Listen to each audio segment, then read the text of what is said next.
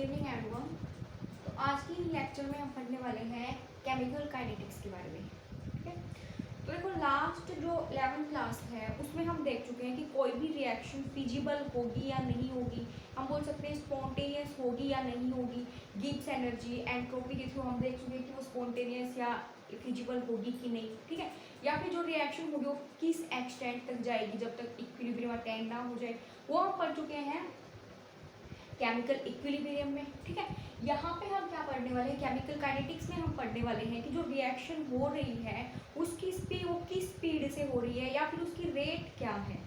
ठीक है, जैसे कि फॉर एग्जांपल अगर देखा जाए थर्मोडायनेमिक्स क्या मानती है, काइनेटिक्स नहीं पढ़ी थी तब तक, थर्मोडायनेमिक्स में हमने देखा कि जो डायमंड है वो ग्रेफाइट में कन्वर्टिबल है, यानी कि डायमंड का ग्रेफाइट में कन्वर्ट होना फिजिबल है। ठीक है, लेकिन मोस्ट ऑफ पीपल क्या मानते थे कि ऐसा नहीं है। क्यों? क्योंकि फिर काइनेटिक्स ने क्या बोला कि फिजिबल तो है ये, लेकिन क्या होता है कि जो रिएक्शन की जो रेट होती है काफ़ी स्लो होती है, इसलिए उसको प्रेडिक्ट कर पाना, ऑब्जर्व कर पाना मुश्किल होता है। ठीक है, तो इसलिए केमिकल काइनेटिक्स में हम किसके बारे में पढ़ते हैं, रेट ऑफ रिएक्शन के बारे में, या हम बोल सकते हैं स्पीड ऑफ रिएक्शन के बारे में। ठीक है, तो देखो यहाँ पे केमिकल का मतलब क्या हो गया, केमिकल्स हो गए। काइनेटिक्स का मतलब एक तरह से क्या हो गया, मोशन हो गया, यानी कि केमिकल्स की मोशन के बारे में हम केमिकल काइनेटिक्स में पढ़ते हैं। ठीक है, तो केमिकल काइनेटिक्स क्या हो गया, branch of chemistry which deals with the study of rate of reaction, या हम बोल सकते हैं रेट की जगह पे स्पीड ऑफ रिएक्शन। अगला इसमें हम क्या पढ़ेंगे, द फैक्टर्स अफेक्टिंग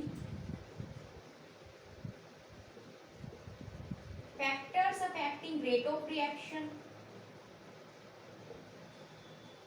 और अगला है मैकेनिज्म ऑफ रिएक्शन। ठीक है, तो केमिकल काइनेटिक्स क्या होगी, केमिकल काइनेटिक्स केमिस्ट्री की वो ब्रांच है जिसमें हम किसके बारे में पढ़ते हैं, about the rate of reaction, या बोल सकते हैं स्पीड ऑफ रिएक्शन। और जो रेट ऑफ रिएक्शन है, यानी कि जो रेट है उसको कौन से फैक्टर्स अफेक्ट करते हैं, और अगला है जो रिएक्शन उसका मैकेनिज्म क्या होगा, उसके बारे में हम पढ़ते हैं केमिकल काइनेटिक्स में। ठीक है, तो सबसे पहले तो हम यहाँ पे देख लेते हैं कि रेट ऑफ रिएक्शन क्या होती है। या उससे पहले हम जो कोई भी रिएक्शन है उसकी स्पीड के बेसिस पे कौन सी रिएक्शन हो सकती है। एक तो हो सकती है फास्ट रिएक्शंस। फास्ट रिएक्शंस क्या होती है, जो काफी कम टाइम में, सेकंड्स में, नैनो सेकंड्स में क्या हो जाती है, जो कंप्लीट हो जाती है, उनको हम क्या बोलते हैं, fast reaction. For example acid base reaction है कोई भी, जैसे कि हो गया NaOH plus HCl, base plus acid, H2 बाहर निकलेगा, क्या बनेगा NaCl प्लस H2O। ये काफी फास्ट रिएक्शन होती है, या फिर हम बोल सकते हैं जितनी भी आयनिक रिएक्शंस होती है काफी फास्ट रिएक्शन होती है। ठीक है, अगला कुछ रिएक्शंस ऐसी होती हैं जो मॉडरेट टाइम लेती है कंप्लीट होने में, नहीं बहुत ज्यादा लेती है और नहीं बहुत कम टाइम लेती है। ठीक है, जैसे कि हाइड्रोलिसिस ऑफ सुक्रोज। ठीक है, इसका अगर हम हाइड्रोलिसिस करेंगे तो किसमें कन्वर्ट हो जाएगा, ग्लूकोज और फ्रैक्टोज में। ठीक है, तो ये मॉडरेट रिएक्शन है, यानी कि नहीं ज्यादा टाइम लेती है नहीं कम। ठीक है, और कुछ क्या होती है, स्लो रिएक्शंस होती हैं, जैसे कि रस्टिंग ऑफ आयरन, जो कि कंप्लीट होने में मंथ्स ले सकती हैं, आवर्स ले सकती हैं, ईयर्स ले सकती हैं। तो ऐसे रिएक्शंस को हम क्या बोलते हैं, स्लो रिएक्शन। ठीक है, यानी कि रिएक्शन के रेट के बेसिस पे रिएक्शन हो सकती है fast reactions, moderate reaction and slow reaction.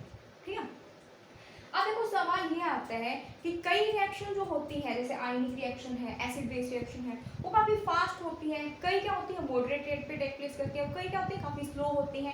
ऐसा क्यों होता है? ठीक है, तो देखो किसी भी रिएक्शन का का होना, जैसे कोई भी एग्जांपल हमने लिया, जैसे कि कोई भी रिएक्टेंट है AB प्लस CD, एक रिएक्टेंट AB है और दूसरा है CD, ये लाइन किसको दिखा रही है, इनके बीच के बॉन्ड का, ये बॉन्ड को दिखा रही है, ठीक है।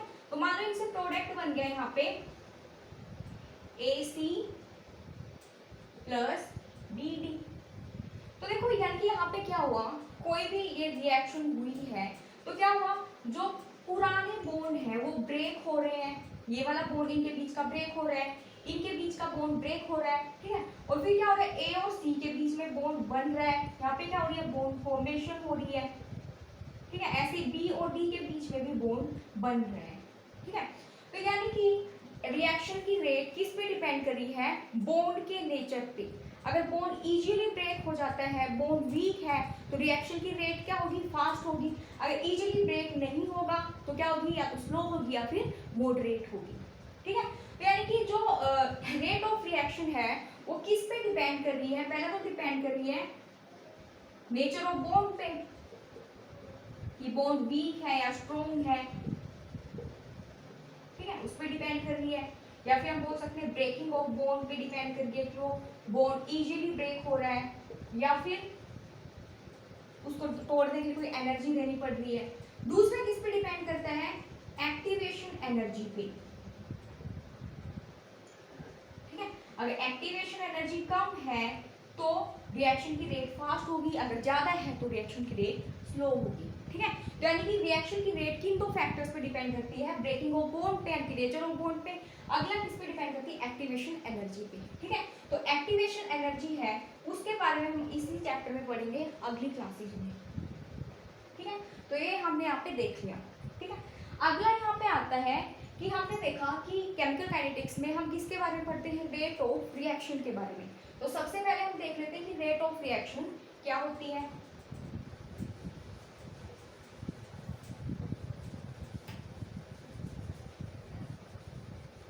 आगे है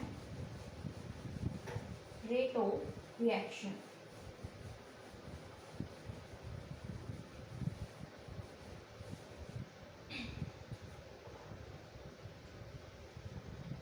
रेट ऑफ रिएक्शन, मान लो कोई भी रिएक्शन है, उसमें एक रिएक्टेंट है और उससे क्या बन रहा है, प्रोडक्ट बन रहा है, ठीक। तो धीरे धीरे क्या होगा, टाइम के साथ में जैसे जैसे टाइम प्रोसीड करता जाएगा, जो रिएक्टेंट है उसकी कंसंट्रेशन तो कम होती जाएगी और जो प्रोडक्ट है उसकी कंसंट्रेशन इंक्रीज होती जाएगी, ठीक है। यानी कि टाइम के साथ में रिएक्टेंट और प्रोडक्ट की कंसंट्रेशन में चेंज आ रहा है, इसी चेंज को हम क्या बोलते हैं, रेट ऑफ रिएक्शन, ठीक है। तो रेट ऑफ रिएक्शन क्या हो गया, change in concentration of any of the reactant or product per unit time is called rate of reaction, ठीक है। तो रेट ऑफ रिएक्शन क्या हो गया, the change in concentration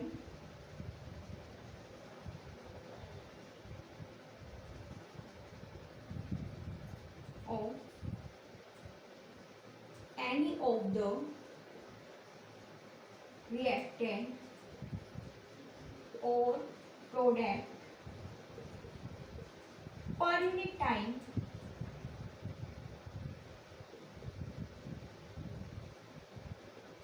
is known as rate of reaction,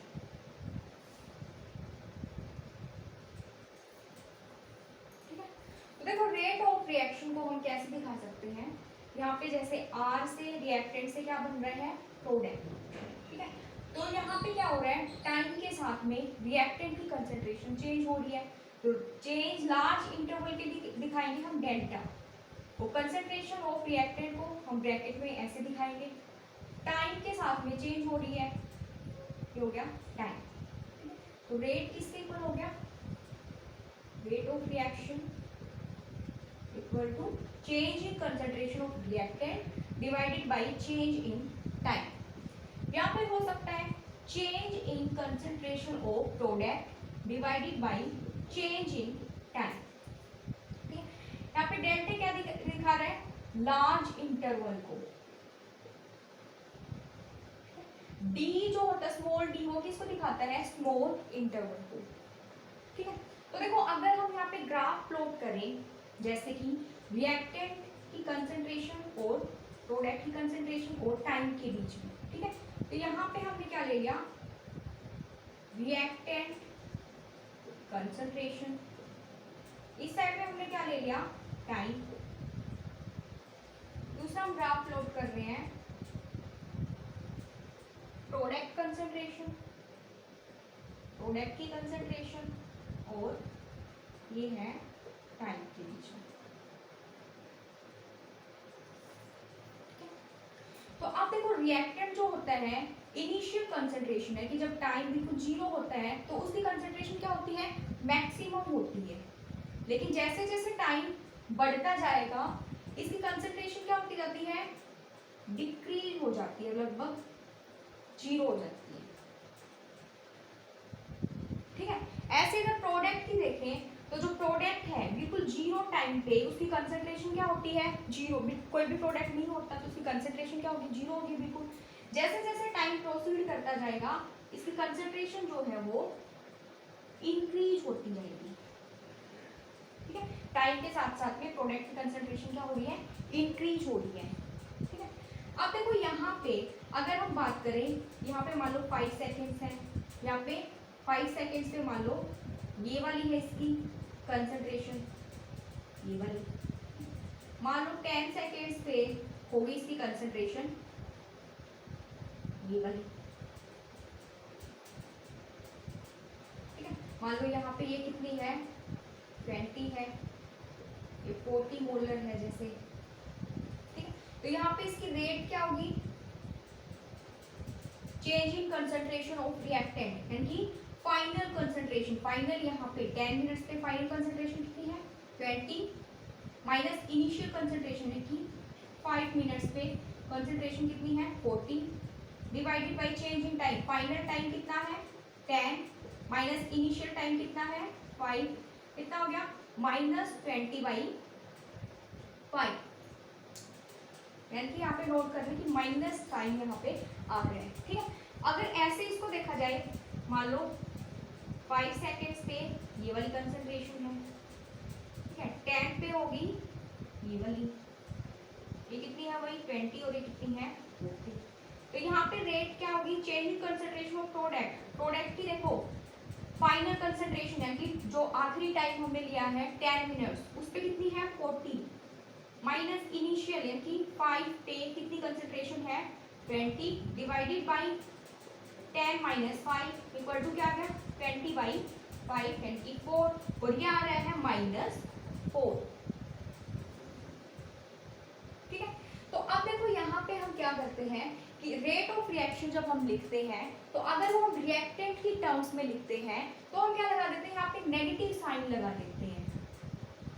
ठीक है, और product में कोई भी साइन नहीं लगाते हैं, हम बोल सकते हैं यहाँ पे पॉजिटिव साइन होता है। ठीक है, तो देखो ये नेगेटिव साइन क्या इंडिकेट कर रहा है, ये क्या इंडिकेट कर रहा है कि जो concentration of reactants decreases with time. और पॉजिटिव साइन क्या इंडिकेट कर रहा है, कंसंट्रेशन टाइम के साथ में क्या हो रही है, इंक्रीज हो रही है प्रोडक्ट की। ठीक है, फिर ध्यान में रख रहे हैं कि रिएक्टेंट की टर्म्स में अगर हम लिखते हैं रेट को तो नेगेटिव साइन लगाते हैं। नेगेटिव साइन क्या इंडिकेट करता है कि जो कंसंट्रेशन है रिएक्टेंट की वो टाइम के साथ में इंक्रीज हो रही है, सॉरी डिक्रीज हो रही है। प्रोडक्ट में पॉजिटिव लगाते हैं, वो क्यों लगाते हैं, क्योंकि टाइम के साथ में कंसंट्रेशन अभी हमने देखा क्या हो रही है, इंक्रीज हो रही है। ग्राफ से भी हमने देख लिया कि रिएक्टेंट के केस में नेगेटिव आ रही है और प्रोडक्ट के केस में पॉजिटिव आ रही है।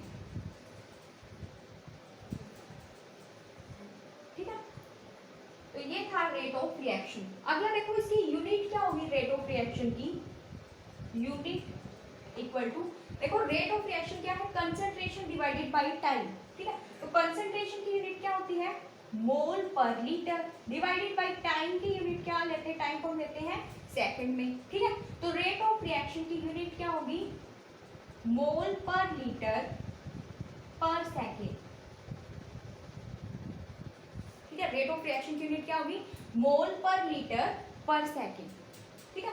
अगर मान लो कि जो रिएक्टेंट्स है वो अगर लिक्विड फॉर्म में ना होके वो गैसियस फॉर्म में है, तो उस केस में हम कंसंट्रेशन को ना लेके हम किसको कंसीडर करते हैं, प्रेशर को। ठीक है, तो उस केस में रेट क्या हो जाएगी, अगर गैसियस रिएक्टेंट्स हैं तो उस केस में यूनिट क्या हो जाएगी, pressure divided by time. Pressure में कितना चेंज हुआ, तो प्रेशर की यूनिट क्या लेते हैं हम, एटमॉस्फेयर। टाइम की मान लो हमने ले ली सेकंड, तो यूनिट क्या होगी, एटमॉस्फेयर पर सेकंड। ठीक है, तो रेट अगर कंसंट्रेशन अगर लिक्विड है, अगर रिएक्टेंट प्रोडक्ट, तो मोल पर लीटर पर सेकंड हो जाएगी। हम गैसेस फॉर्म में है तो एटमॉस्फेयर पर सेकंड, एटमॉस्फेयर पर मिनट। ठीक है, तो ये होगी इसकी यूनिट। ठीक है, आगे आता है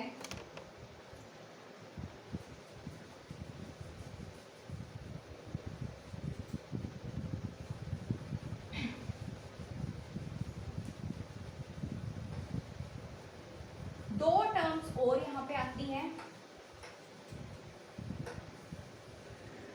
एक है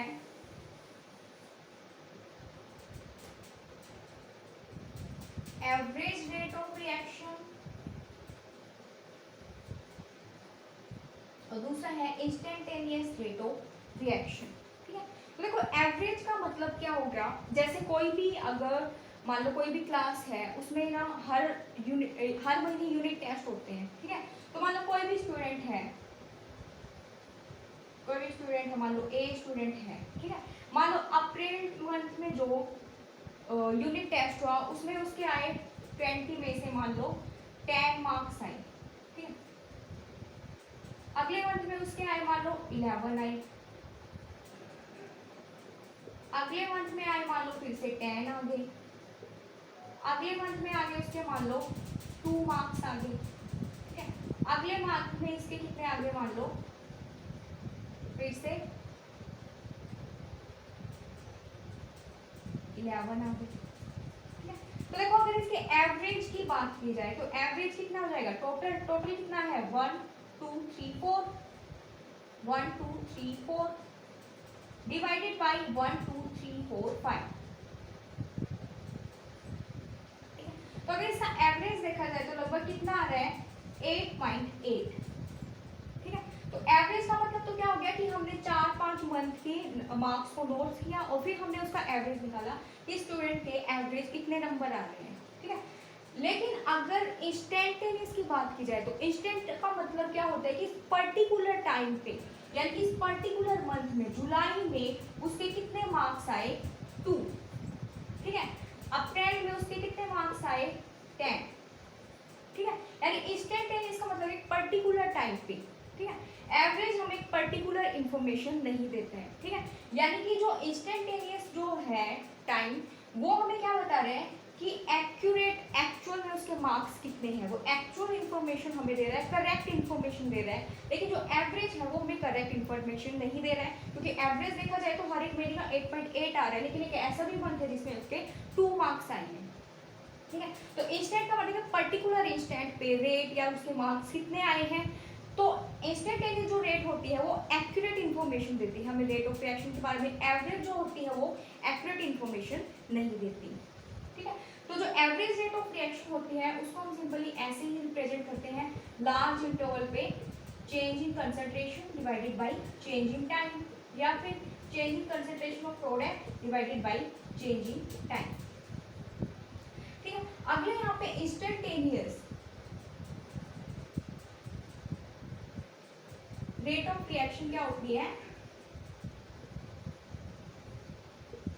change in concentration any of the reactant or product at any particular instant of time।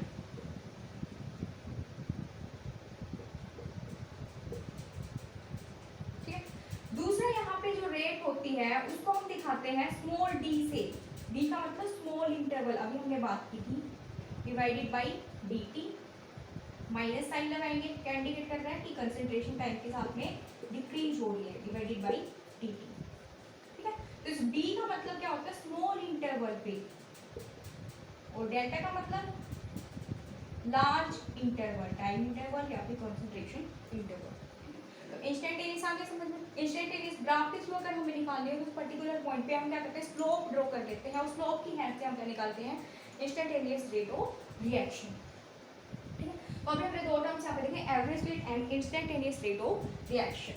ठीक है, अगला यहाँ पे आता है expression for rate of reaction.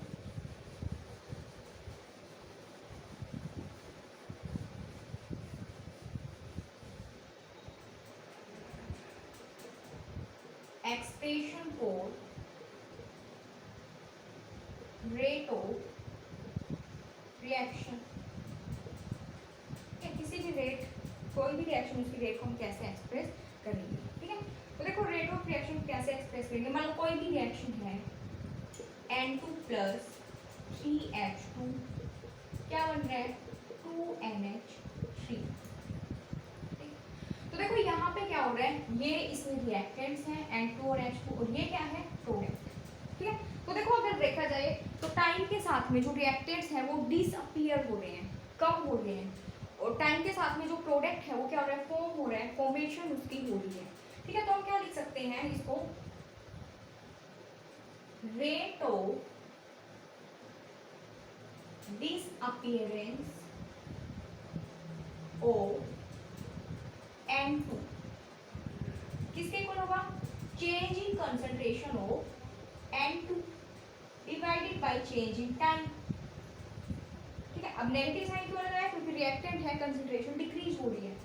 Divided by क्या होता है, इसकी स्टाइकियोमेट्री, यहाँ पे 1 है तो डिवाइड किससे करेंगे, 1 से कर देंगे। 1 से दिखाओ चाहे ना दिखाओ, ऐसे हो जाएगा rate of disappearance of H2 किसके equal, change in concentration of H2 divided by change in time, divided by stoichiometry कितनी है इसकी, 3, और आगे लगाएंगे नेगेटिव साइन, क्या रिप्रेजेंट कर रहा है कि कंसंट्रेशन टाइम के साथ में डिक्रीज हो रही है। ऐसे हम लिखेंगे प्रोडक्ट की फॉर्मेशन हो रही है टाइम के साथ में, ऐसे लिख सकते हैं rate of formation of NH3 equal to D NH3 divided by dt, और पॉजिटिव साइन आएगा डिवाइडेड बाय स्टाइकियोमेट्री।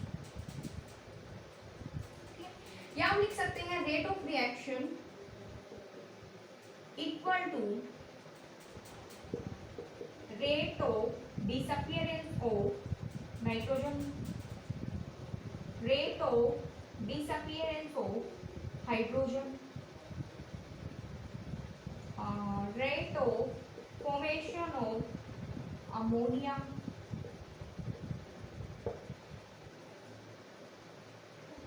तो इस तरह से हम रेट ऑफ रिएक्शन को, किसी भी रिएक्शन की रेट को हम एक्सप्रेस कर सकते हैं। बाकी हम पढ़ेंगे अपनी क्लास में फैक्टर्स अफेक्टिंग इसके। ठीक है, थैंक यू।